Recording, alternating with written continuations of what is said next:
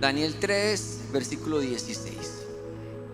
Dice la palabra allí: Sadrach, Mesach y Abednego. Si alguien está en embarazo, mira aquí 3 nombres para que piense. Respondieron al rey Nabucodonosor, otro nombre hermoso, diciendo: no es necesario que respondamos sobre este asunto.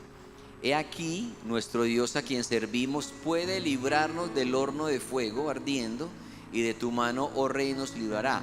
Y si no, di conmigo, y si no, dilo otra vez, y si no, sepas, oh rey, que no serviremos a tus dioses, ni tampoco adoraremos a la estatua que has levantado.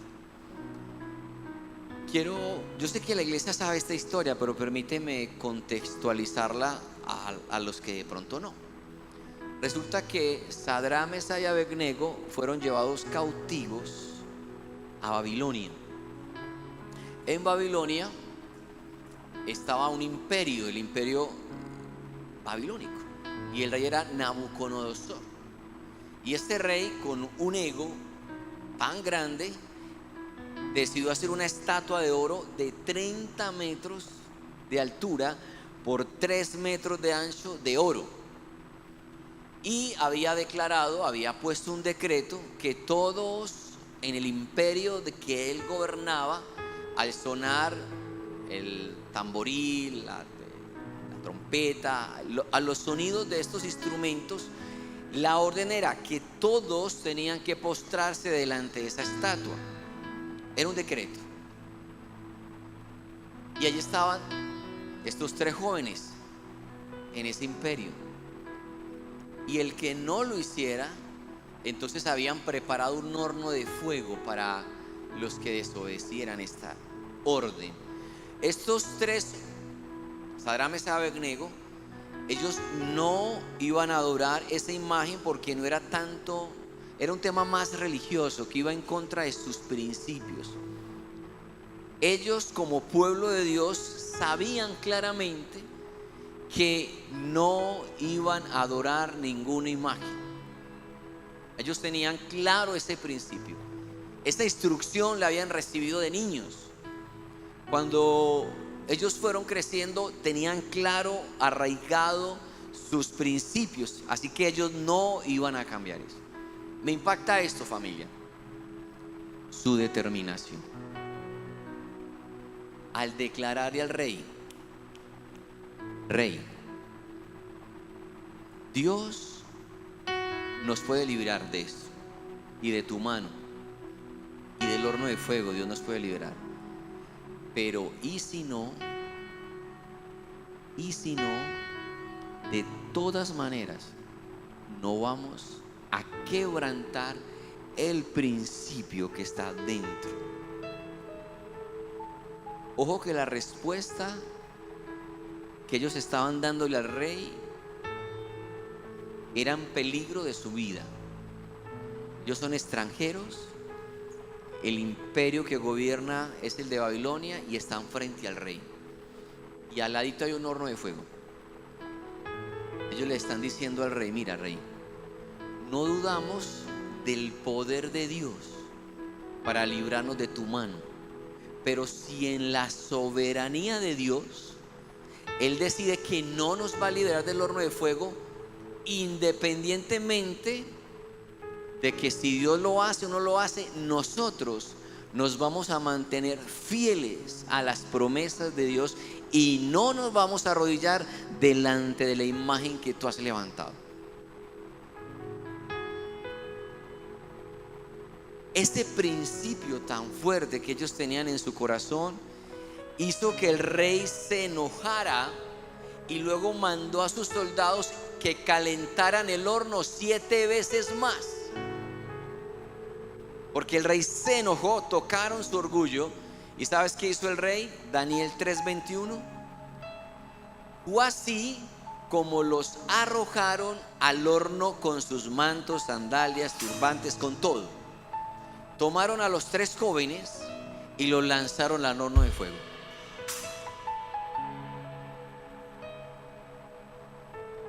Y si no, sepas, oh rey, que no serviremos a tus dioses. ni tampoco adoraremos la estatua que tú has levantado. Familia, ¿y si no? ¿Qué harías tú? ¿Y si no Dios te levanta? ¿Y si no Dios te evita pasar por el horno de fuego? ¿Y si Dios no quita a tus enemigos? ¿Y si Dios no cumple eso que estás pidiendo? ¿Cuál sería tu decisión? Porque estos tres jóvenes dijeron, ¿y si no? De todas maneras nos mantendremos fieles a Dios. Y en la soberanía de Dios ellos entraron al horno de fuego. Quiero decirte algo, familia. Cuando Dios te permite pasar por un horno de fuego es porque Dios tiene un plan. Amén, ¿me oyeron? Cuando Dios te permite pasar por una prueba es porque Dios tiene un plan. Cuando Dios te permite pasar por una prueba, por un horno de fuego, el segundo principio que quiero que tengas hoy claro. Número uno, es que a Dios no se le salió de control. No. Dios tenía un plan. Y número dos, cuando tú estés metido en un horno de fuego, lo segundo que quiero que entiendas es que en ese momento Dios está atravesando ese horno de fuego contigo. No te ha dejado solo. Él está dentro en ese horno de fuego cuidando y sosteniéndote. Amén, iglesia.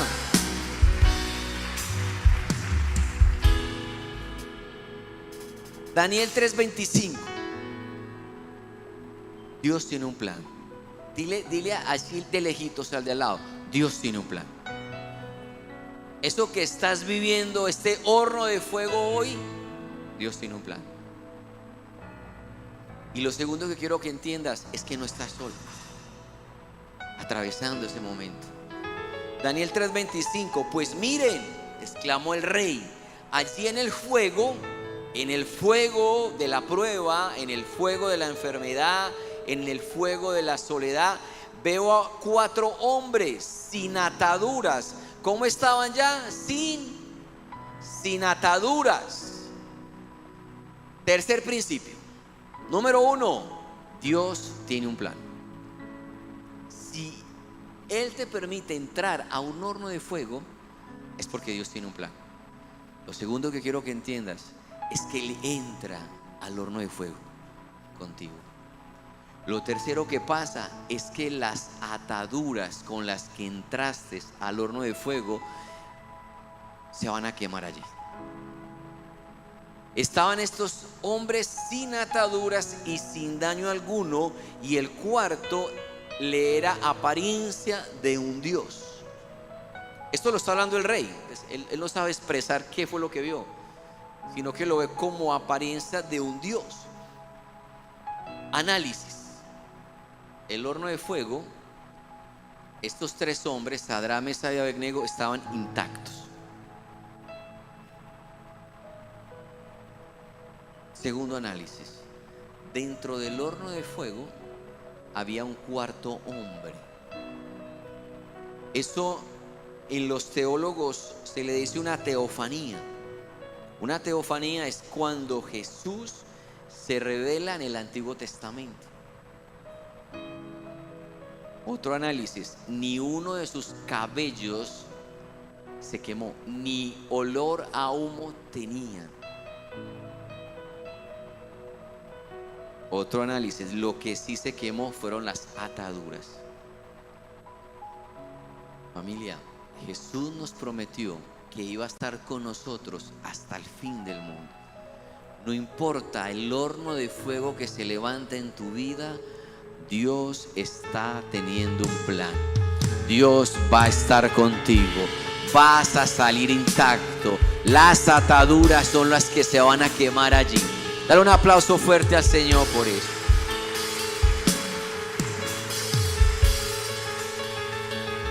Juan 14:27 dice: la paz les dejo, mi paz les doy. Yo no las doy a ustedes como el mundo la da. No se angustien ni se acobarden frente al horno de fuego. No se angustien ni se acobarden. Él nos promete que va a estar con nosotros hasta el fin del mundo. Estos tres jóvenes prefirieron el martirio antes que la apostasía. Estos tres jóvenes prefirieron la muerte a negar a Dios. Y hay algunos, no ustedes, otros lejos, que ante cualquier presión social, ante cualquier presión de los compañeros de trabajo, cualquier situación en la universidad o en el trabajo o en la empresa o en tu casa o en el barrio, cualquier presión social que empiezan a ejercer porque tú estás siguiendo a Dios, cambian y no se mantienen firmes en su fe. Familia, debemos de mantenernos firmes y no avergonzarnos del Evangelio, porque es poder de Dios para salvación. Amén. Que nada te haga avergonzar de quién eres en Cristo. Ninguna presión social. Copia esto, todas las pruebas y las tribulaciones tienen un propósito divino y una recompensa eterna. Otra vez. Dios tiene un plan. Si Dios te permite pasar por un horno de fuego, es porque todas las pruebas y las tribulaciones tienen un propósito divino y una recompensa eterna. ¿Para qué sirve el horno de fuego? Cuando cruzamos por ese momento difícil en nuestras vidas, ese momento o en ese horno, cuando lo cruzamos nos parecemos más a Jesús. En ese horno de fuego nos purificamos. Dios rompe cadenas, rompe ataduras. Ese horno de fuego desarrolla nuestra fe. Siempre que tú pasas por un momento difícil, tu fe crece, desarrolla nuestra fe, forma nuestro carácter, hace que nuestro carácter se desarrolle. El horno de fuego hace que podamos compartir nuestra fe a otro. Eso por donde tú pasaste se convierte en tu testimonio. Familia, la presión que tú recibes en el horno de fuego, la presión se convierte en tu unción. Amén. O sea, esa presión donde tú viviste, por donde tú pasaste, se convierte en tu unción. Cuando alguien ha pasado por una quiebra financiera, esa presión de haber vivido eso y haber salido de allí se convierte en su unción, en su testimonio, donde Dios le va a usar. Más es allí donde fue probado, porque Dios tiene un plan. Y cada vez que tú pasas por un horno de fuego, familia, escúchame esta palabra de conocimiento. Cuando Dios dice y te pasa por un fuego, por un horno de fuego, es porque Dios está preparándote una nueva temporada de bendición que Él va a soltar nueva en tu vida. Amén. Es porque algo nuevo de Dios está Dios preparando para ti. Dile, Dios tiene un plan. Vamos, dilo, Dios tiene un plan. Así que cuando Dios te talle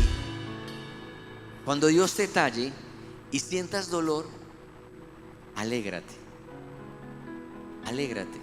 porque lo que Dios está haciendo en ti es un diamante, porque Dios no talla los vidrios, sino las piedras preciosas.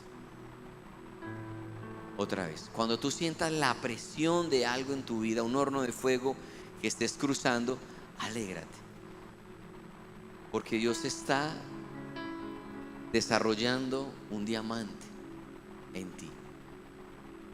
Porque Dios no talla los vidrios, sino las piedras preciosas. ¿Qué pasó con Sadrach, Mesach y Abednego? Miremos la consecuencia final. Daniel 3:30. Después de eso, el rey ¿qué? ¿Está ahí? Después de eso, el rey ¿qué hizo? Promovió. ¿Qué fue lo que hizo el rey? Promovió a Sadrach, Mesach y Abednego a un alto puesto en la provincia de Babilonia. Después de eso, Dios permitió que estos tres jóvenes fueran promovidos en todo el imperio de Babilonia. Estaban en el horno de fuego, pero fueron luego promovidos. ¿Sabes? La fe se llama la prueba de la fe. Toda fe va a ser probada. La demostración de la fe, la recompensa de la fe. Otra vez, la prueba de la fe. Cuando el rey da la instrucción que tienen que adorar una estatua. Esta es la prueba de la fe.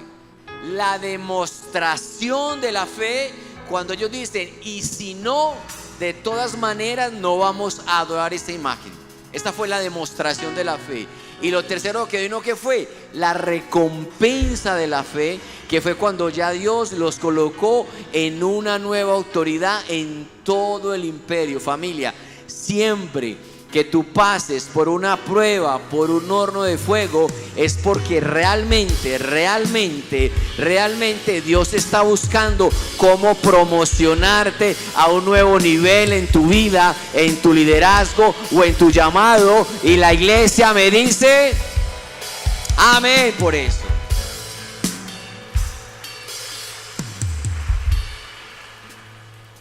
Pero la fe tiene que ser probada. No hay otra forma. Cuando Daniel va al foso de los leones, en Daniel 6:16, el rey dio entonces la orden y Daniel fue arrojado al foso de los leones. Este no fue un horno de fuego, sino un foso de leones. Porque para los emperadores en este tiempo, los de Persia, una de las torturas como ellos habían diseñado era el foso de los leones. Como cuando Roma, la manera como ellos torturaban era con las cruces. Pero en el tiempo de esos reyes de Daniel era el foso de los leones. Y los enemigos de Daniel habían conspirado contra él, lleno de celos, porque habían hecho un decreto que en los próximos 30 días nadie podía orar ni pedir nada a ningún otro Dios. Y allí está Daniel, no aceptando el decreto porque iba en contra de sus principios y manteniéndose firme en los decretos que ya tenía dentro. Y no, él siguió orando 3 veces al día, abría las ventanas y oraba como lo hacía de costumbre. ¿Qué vino como consecuencia? Que fue arrojado al foso de los leones. Y colocaron una piedra encima y un sello para que nadie quitara esa piedra, porque la ley había sido ya puesta. Y el rey volvió a casa turbado, porque el rey también fue engañado, manipulado por sus enemigos. Pero a la mañana siguiente el rey vuelve, Daniel 6:20, y ya cerca, lleno de ansiedad, gritó: Daniel, siervo del Dios viviente, ¿pudo tu Dios, a quien siempre sirves, salvarte de los leones? Y Daniel contestó del foso: que viva su majestad por siempre. Contestó Daniel desde el foso: mi Dios envió a su ángel y les cerró la boca a los leones. No me han hecho ningún daño, porque bien sabe Dios que soy inocente. tampoco he cometido nada malo contra su majestad. Ni un solo rasguño Daniel había experimentado en este foso de los leones. Como Sadrach, Mesach y Abednego, ni siquiera a olor a humo tenían, ni uno de sus cabellos se había quemado. Familia, en el horno de fuego o en el foso de los leones, Dios va a estar contigo. Dios te va a proteger. Dios te va a guardar, porque Él lo prometió, que iba a estar con nosotros todos los días hasta el fin del mundo. Amén. Así que no temas, ni te acobardes, ni te angusties cuando estés en un foso de leones o cuando estés experimentando un horno de fuego. Ni un rasguño. Daniel es protegido y el rey lo saca de allí. ¿Y sabes qué es lo segundo que hace el rey? Cuando Daniel sale, le dice: tráigame a todos los que maquinaron toda esta trampa contra Daniel. Y traen todos sus enemigos. Todos llegan.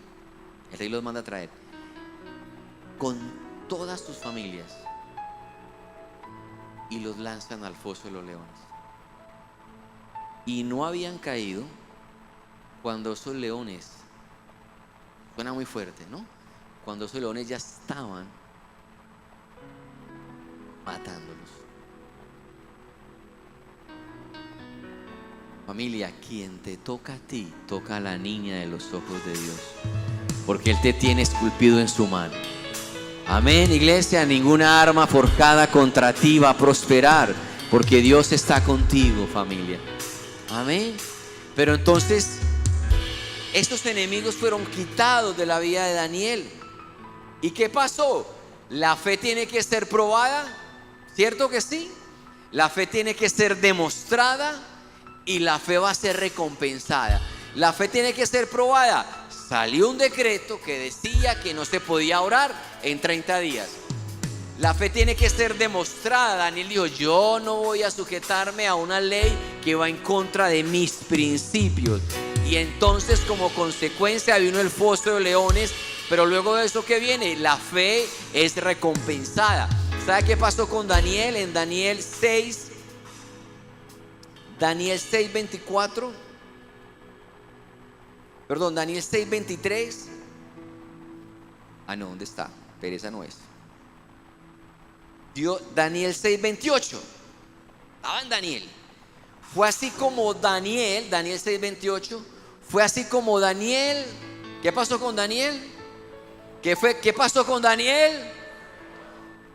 Fue así, pero ¿cómo? Con el foso de los leones. Familia, ¿qué hubiera sido de David sin Goliat? Fue Goliat justamente lo que posicionó a David en el camino hacia el reinado de Israel. Fue Goliat. Entonces, ¿Goliat qué era? El horno de fuego o el foso de los leones de Daniel. Fue así como Daniel prosperó durante los reinados de Darío y de Ciro el persa. Siempre que tú entres a un horno de fuego, familia de la fe, siempre tienes que estar pensando: Dios tiene un plan. 2, Dios va a recompensarme después que pase esto.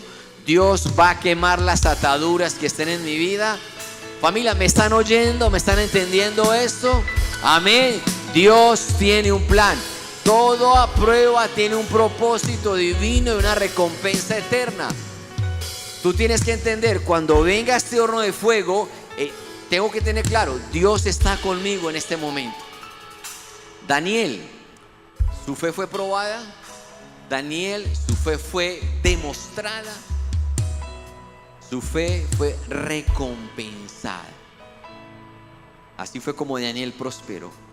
Quiero que en esta hora tú le des la gloria al Señor. Dale un aplauso fuerte al Señor y ponte sobre tus pies.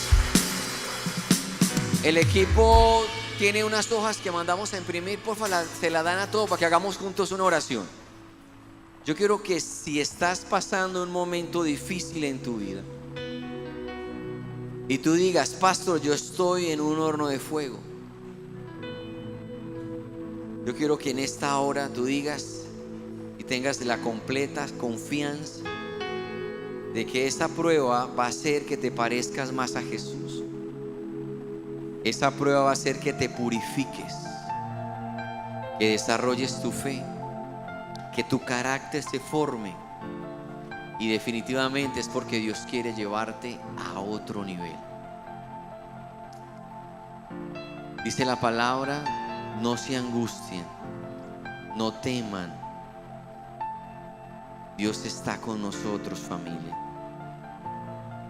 La fe es necesario ser probada. La fe necesita ser demostrada, porque la fe va a ser recompensada. Y si de pronto hay temor en esta hora en tu corazón, hay una oración que dice: Jesús, confía en mí, confía en mí. ¿Por qué te agitas y confundes por los problemas que trae la vida? Déjame controlar todas tus cosas e irán tornándose mejores. Cuando te entregues totalmente a mí, todas las cosas serán resueltas con tranquilidad, de acuerdo a mis planes. No te frustres, no ores como apresurándome, como si quisieras forzarme a realizar tus planes.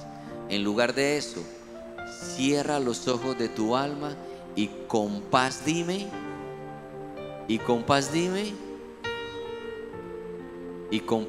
Jesús, yo confío en ti.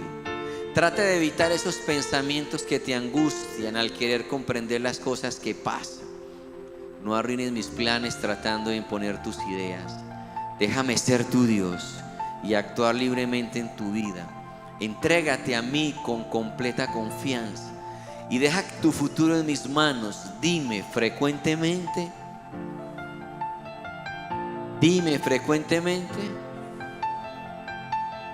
lo que más te lastima es cuando tratas de razonarlo todo de acuerdo con tus pensamientos e intentas resolver tus problemas a tu manera.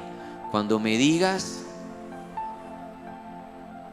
Jesús, yo confío en ti, no seas como el impaciente que le dice al doctor: cúreme, pero le sugiere la mejor forma de hacerlo. Déjate curar por mis brazos divinos. No tengas miedo, yo te amo. Si ves que las cosas se vuelven peores o más complicadas, aun cuando estés orando, mantente confiado en mí. Cierra los ojos de tu alma y continúa diciendo a cada hora: necesito mis manos libres para poder manifestarte mis bendiciones. No ates mis manos con tus absurdas preocupaciones. Satanás quiere que te frustres y hacerte sentir triste, quitarte la paz.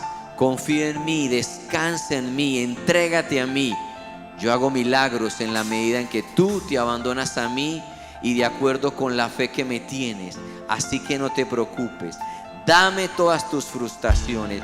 Duerme en paz y siempre dime y verás grandes milagros. Te lo prometo con todo mi amor, dice el Rey de Reyes y Señor de Señores. Jesús, yo confío en ti. Aunque estemos en el horno de fuego, yo sé que Dios tiene un plan. Yo sé que Jesús está conmigo y yo sé que viene una recompensa al final. Así que cierra tus ojos y simplemente entrégale todas tus cargas a Jesús. Dile: Señor, no comprendo todo, pero en ti confío. Cada área de mi vida la entrego en ti. Mi área familiar, mi liderazgo, mi familia, mis sueños, mis finanzas. Yo confío en ti. Si todo se pone mal, en ti confío igual, porque tú tienes el control, Señor. Tú tienes el control. Yo desato paz sobre tu iglesia, Señor. Paz sobre nuestra ciudad, nuestros gobernantes, dirigentes, Señor, dándoles sabiduría. Pero sabemos, Señor, que eres tú quien guarda la casa, Señor. Gracias, Espíritu Santo. La fe que es demostrada es una fe recompensada. Prepárate, iglesia, para la mejor temporada que viene después de esto. Lo declaro y decreto sobre ti en el nombre de Jesús. Amén. Amén, iglesia. Dios los bendiga. Les amo. Bendiciones a todos. Chao, chao. La delincuencia y el consumo de drogas en ocasiones va ligado a la formación familiar. La infancia es una de las etapas más importantes. Es allí en donde se comienza a formar el carácter y las bases para el desarrollo futuro de la persona. Hola, mi nombre es Kevin Arango, tengo 24 años. Mi infancia fue un poco dura. Mis papás se divorciaron cuando yo tenía 2 años, entonces mi mamá siempre luchó por la casa. Nos levantamos con mucha escasez. En el colegio me hacían mucho bullying, pues porque no estaba mi padre ahí. Entonces crecí con mucho rencor, con sufrimientos. No me la dejé montar y empecé a sacar esa rabia que tenía por dentro desde hace mucho tiempo. Y empecé a juntarme con malas amistades. Mi hermana y mi tía conocían gente de por allá y ellos iban a mi casa de fiesta y hacían fiestas en mi casa y empecé a conocer varias personas de un momento a otro y ellos me empezaron a ver en los carros de mi papá. Me llamaron y me dijeron que si quería trabajar con ellos, que si solo les manejaba carros robados y me dan una plata, y como en ese tiempo vivíamos con tanta escasez, yo quería cosas que nunca pude tener, entonces yo empecé a sumergirme en ese mundo y empecé a robar con ellos carros, motos, dinero, apartamentos, y me empecé a sumergir en todo ese mundo de adicciones, porque empezó a consumir perico, cigarrillo, alcohol, drogas sintéticas. Todas esas drogas, empecé a sumergirme en fiestas, en prostitución, empezamos a ir a fincas, a llevar mujeres, hasta que caí. Me cogieron con un carro robado y me privaron de mi libertad. Duré 11 meses privado de la libertad. Kevin estaba tan ahogado en drogas y delincuencia que se le hacía difícil salir y dejar esto. Le dije a mi familia que iba a cambiar, que apenas saliera de allí, iba a cambiar porque yo no quería más esta vida. Y cuando salí, no pude cambiar. Seguí igual, robando, seguí delinquiendo y seguí con las mismas fiestas, seguí con lo mismo, antes peor. A los 4 meses me volvieron a coger con un porte ilegal de armas con otros 3 amigos y me estaban leyendo de 18 a 26 años. En esa allí entonces yo me arrodillé y le dije a Dios que si Él existía, que me sacara de allí, que no quería más volver allá. Llegó un abogado que yo nunca contraté y me dijo que él me iba a sacar de allá, que lo habían buscado, no sé quién lo buscó. Lo único que sé fue que Dios hizo un milagro allí y nos sacó al otro día a los 3. Nos sacó y yo le prometí a Dios que si me sacaba de allá, yo iba a cambiar. Mi mamá siempre ha sido cristiana y mi mamá siempre oraba por mí. Duró casi 10 años orando por mí, porque ella nunca me declaraba que yo era así, aunque me viera en esas circunstancias. Y ella nunca dudó, así me viera peor, cada día más sumergido en las drogas, porque ya consumía era todos los días. Si no consumía, no estaba bien. De igual manera trabajaba así consumido, porque yo de ahí empecé a trabajar con un carro de mi papá. Empecé como taxista. De ahí tuve un accidente después de varios años, como después de 4 años, tuve un accidente por la regional, iba muy rápido, como a 120 kilómetros por hora, y salimos libres de allá. El carro quedó pérdida total, pero Dios siempre estuvo allí. Aunque Kevin no sentía su presencia, Dios siempre estuvo con él. De ahí yo me quise alejar de esas amistades, de ese mundo. Con toda mi familia nos vinimos para el sur. Mi mamá no sé cómo encontró la iglesia, SOS. Empecé a ir a esa iglesia y empecé a conocer más a Dios. Empezó un proceso muy difícil porque yo venía a la iglesia, pero seguía en las cosas del mundo, o sea, seguía en las adicciones, tomando licor, fumando, y seguía estando en las dos cosas, en las cosas de Dios y en las cosas del mundo. Muchas personas de mi familia me dijeron que nunca iba a salir, pues porque me veían de igual manera peor. todo lo que trabajaba me lo gastaba en drogas y nunca tenía para nada. Siempre empeñaba las cosas para poder consumir porque me quedaba sin trabajo muy rápido porque era una persona que me volví irresponsable, pero Dios siempre estuvo ahí mirándome con esos ojos como mi mamá me veía. Ella me miraba con los ojos de Dios. Cuando llegué a la iglesia, me quería meter más en la iglesia porque quería salirme de ese mundo tan oscuro donde estaba y quería ser una buena persona y demostrarle a mi familia que yo podía cambiar y que yo quería hacerlo, pero de igual manera no podía salir de allí. Cuando empecé a conocer de Dios, empecé a ir a los encuentros espirituales, Dios empezó a hacerme libre, pero yo salía de un encuentro y llegaba a los 15, 20 días, no seguía en oración, no seguía buscando su presencia, no tenía una intimidad con Dios, entonces volví atrás y yo mantenía como frustrado, como fracasado, porque mi familia decía que yo venía a la iglesia, pero seguía igual, que seguía peor, es que no hablara de la iglesia o que no predicara cosas que yo no mostraba en mi vida. Entonces eso más me frustraba porque cuando yo hablaba de la iglesia, cuando yo hablaba de Dios, estaba limpio en ese momento y volvía y recaía otra vez. Entonces nadie creía en mí ni en el evangelio que yo estaba predicando. Uno solo puede ser vencido, pero dos pueden resistir. La cuerda de 3 hilos no se rompe fácilmente. Bueno, yo conocí a mi esposa, ese día no fui a la iglesia, pero ese día vi la transmisión y ella era nueva en la iglesia y dio un testimonio que había ido a un encuentro. Y no sé por qué, pues yo le dije a mi mamá ese día que esa mujer que estaba dando ese testimonio iba a ser mi esposa. Y a las 2 semanas la conocí en escuelas de liderazgo, y la conocí allí y yo la vi y me sorprendí porque pues yo había declarado eso. Nos dimos el número y empezamos a hablar y nos casamos, nos fuimos a vivir a Bello, entonces estábamos como alejados un poco de la iglesia. Y de un momento a otro Dios empezó a levantarnos y nos trajo al sur. De ahí empezamos a producir juntos, Dios empezó a levantarnos. De igual manera en ese tiempo yo seguía consumiendo de vez en cuando porque volvía. Era una persona muy orgullosa y era una persona muy altiva que buscaba a Dios para que me sanara o para que me liberara y me alejaba de Él otra vez.